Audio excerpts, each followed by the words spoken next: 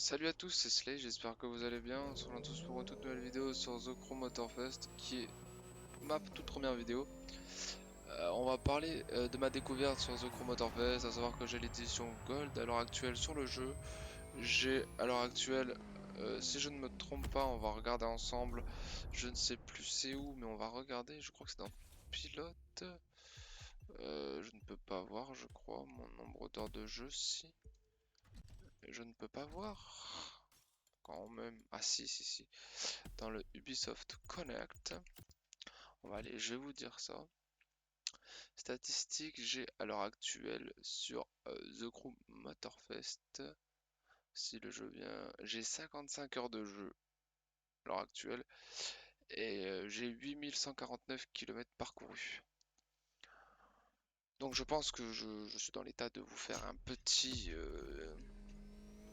review de ce que je pense du jeu et si le jeu est bien ou pas bien. Donc à savoir que ce que je pense de The Crew Motorfest. Un jeu très complet, qui a des bonnes qualités, et que ça continue comme ça, peut aller très loin. Ça, je n'en doute pas une seconde. Le seul problème, le seul très gros problème pour moi, je trouve, c'est l'IA. L'IA, c'est à retravailler absolument. Parce que c'est... L'IA est compliquée sur le jeu, hein. Vraiment. L'IA pendant les épreuves se crache tout seul sur certaines épreuves. Exemple sur Kiss My Combi, qui est l'épreuve que beaucoup de personnes utilisent pour farmer. À savoir que si vous êtes intéressé, je vous mettrai des tutos pour farmer l'argent, les niveaux, enfin les points légendes, etc. Des vidéos actualités, il y aura de tout sur la chaîne, donc n'hésitez pas à vous abonner. Prochaine vidéo, ce sera comment farmer l'argent ultra rapidement sur le jeu, sur ce The Crew Motorfest. À savoir que c'est un petit peu plus complexe que sur The Crew 2. The Crew 2, faire de l'argent, c'était pas plus compliqué que ça. Vous faisiez des New York, c'était terminé. Là, c'est un petit peu plus complexe, on va dire. Maintenant, il faut prendre plus de temps, même pour avoir du loot. Et je trouve que c'est pas plus mal dans un sens. Je trouve que c'est pas plus mal parce que ça force les gens à jouer un petit peu plus. Et merde, que ça soit pas si simple que ça, avoir du loot en or. Même si j'avoue qu'à des moments, avoir passé 3 heures, voire 4 heures pour avoir un set en or, ça fait chier. Je peux comprendre ceux qui ne veulent pas passer leur temps à passer. Enfin, leur temps, ceux qui veulent jouer juste une heure ou deux, je peux vous comprendre. Mais malheureusement, les développeurs pensent ça. Après, on verra bien ce que ça donnera. Ivory Tower écoute souvent la communauté, donc sur ça, j'ai pas trop de soucis à me faire, je pense, comme vous. Vous n'avez pas trop de soucis à vous faire. Donc, une question que je pense va me revenir souvent, c'est est-ce qu'il faudra acheter The Crew Motorfest? Alors pour moi, c'est un grand oui. Avec les yeux fermés, clairement. On peut vous pouvez y aller les yeux fermés. Le jeu est très qualitatif. Je, il, a, il a beaucoup de qualités, certes, quelques défauts, mais beaucoup de qualités. Euh, je ne le comparerai pas à un Forza parce que c'est pas le but. Mais tout ce que je veux dire, c'est que Forza a sa propre identité, The Crew a sa propre identité, et pour le moment, The Crew est sur la bonne voie pour s'en sortir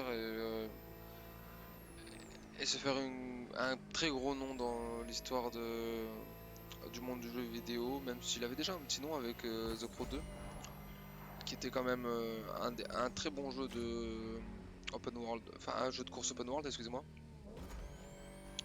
Il était quand même un très bon jeu de course. Mais avec ce Crew Motorfest, qui se déroule à Hawaï, j'ai oublié de le préciser et je m'en excuse. Euh, euh, Ça rajoute quelque chose en plus. La verticalité qu'il y a sur la map de The Crew Motorfest rajoute bien évidemment du relief. Les paysages sont magnifiques. J'ai rien d'autre à dire. Juste je m'ennuie pas, je kiffe le jeu à l'heure actuelle, je prends un pied monumental. La conduite au volant est incroyable. À savoir que là, je conduis au volant à l'heure actuelle.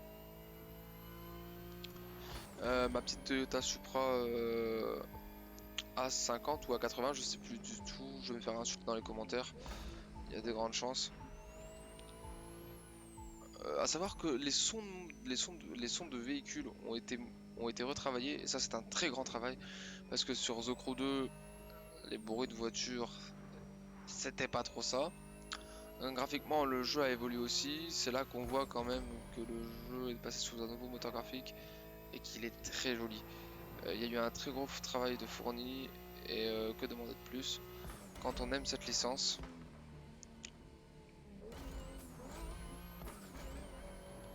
Juste que du bonheur. Le jeu est, le jeu est juste kiffant. Pas de prise de tête. Vous voulez vous balader avec des potes, vous pouvez. À savoir que il y a toujours le système de summit, hein, ça c'est pas un souci. Il y a tout le temps un système de summit. Il y a les grandes races, il y a la démolition royale. Qui pour ceux qui veulent se la donner est très très bien aussi. Pas trop mon délire parce que j'aime bien rouler en live sur Twitch tous les jours un petit peu. On parle, on fait les playlists. Puis pourquoi pas une fois de temps en temps faire des grandes races si vous en avez l'envie, passer en stream. Je vous attendrai avec grand plaisir. Vous êtes les bienvenus. Mais en tout cas, juste, vous pouvez me faire confiance. Moi qui a 55 heures de jeu sur The Crew Motorfest, euh, j'ai pas à me plaindre du jeu. Vraiment, le jeu, vous pouvez y aller les yeux fermés. Franchement, que du bonheur. Sur ce, c'était Slash, je vais pas vous embêter plus longtemps. Je vous fais plein de bisous, on se dit à la prochaine pour une prochaine vidéo du coup, comme je vous l'ai dit, sur comment avoir des bugs assez rapidement. Peace tout le monde, ciao ciao.